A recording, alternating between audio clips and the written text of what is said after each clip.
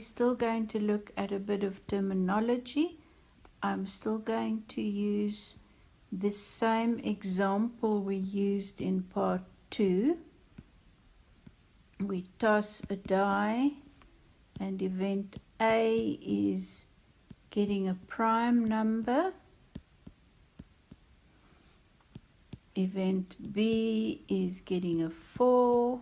Event C is getting a 6. So we will refer to this example to help us.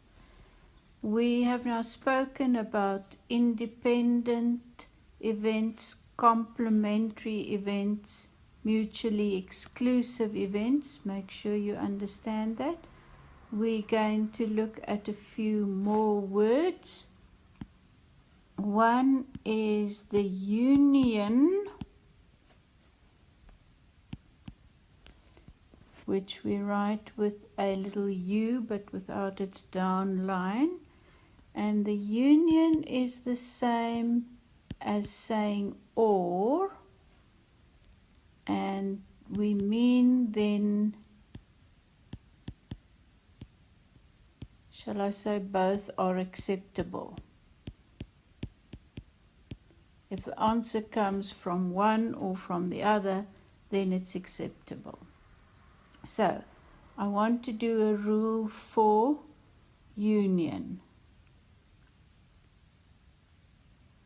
Here's a general rule for union, and this is for any events.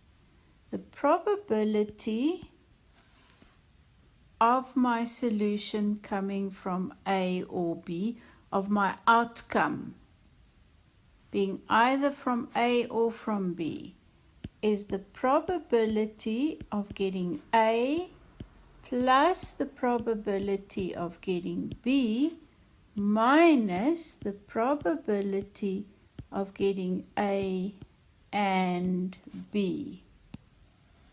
This is my general rule. In other words, it works all the time. And then I must just explain what we meant by this part. That is what we call intersection.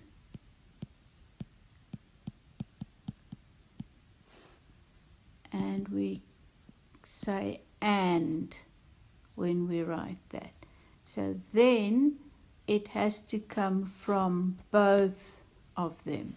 So if we go back to our example here and we include an event D, which was get an even number, then the intersection of A and D is 2.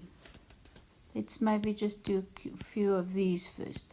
Intersection of A and D, which outcome lies in both of them? A 2. The intersection of B and D, round bracket, the curly brackets are your outcomes. What's in both B and D? A? 4.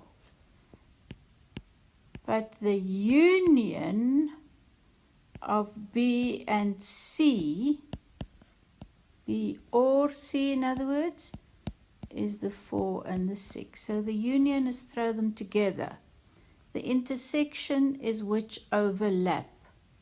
Your general rule counts for everything, whether they are independent events or mutually exclusive events. It always works with all of them. So that's our general rule for any two. And as long as you can see there are 4 terms in that equation, as long as you have the values of 3 of them, you can always find the 4th one. Right. If we have mutually exclusive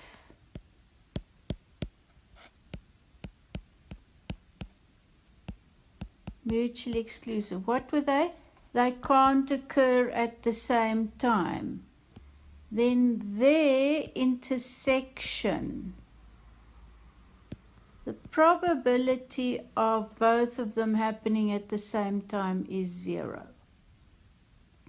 Mutually exclusive, their intersection is 0. Mutually exclusive, I'm making a mess here, and I'm not going to have space. Let's go here.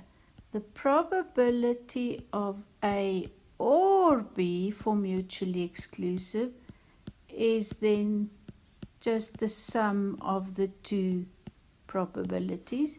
And if you refer to our general rule, you'll see why. Because for mutually exclusive, this last one will be a 0. So that's why your general rule is good. It works for all of them. Right. There's one more for independent. For independent events, the probability of A and B, and I'm not really referring to my example, just a general A and B, is the probability of A multiplied by the probability of B.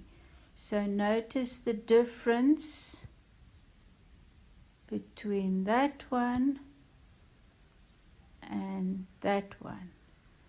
This is usually a way, if we already have the probabilities, is a way of checking if they are independent. So if I told you nothing, I didn't tell you what the experiment was or anything, I just told you what the probability of A is and the probability of B, and I tell you what the probability of the intersection is, then you can see if this thing is true, and that will tell you they were independent events. If it's not true, then you will say no, they were not independent events. Again, all these rules very, very important.